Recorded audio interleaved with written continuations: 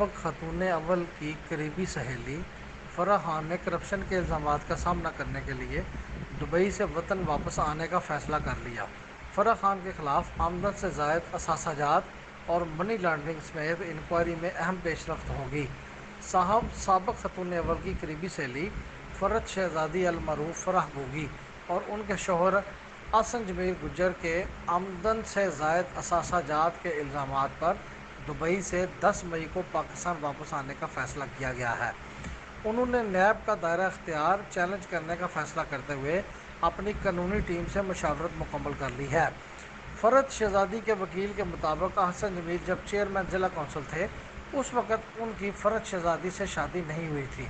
نام غلط استعمال کرنے پر اطاعت تارڑ کے خلاف قانونی چارہ جوئی کر رہے ہیں۔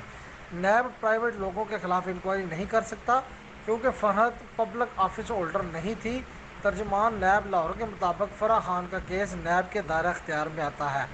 نیب کسی بھی پبلک آفس ہولڈر یا اس کے اہل خانہ کے خلاف آمدن سے زائد اثاثوں کی انکوائری کا آغاز کر سکتا ہے۔ فرح خان کے شوہر احسن جمیل گجر نے 1997 سے لے کر 1999 تک ضلع کونسل گوجرانوالہ کے چیئرمین کے طور پر کام کیا۔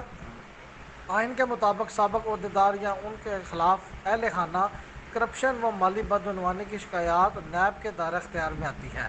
نیب فرح خان کیس کی شفاف تحقیقات کرے گا۔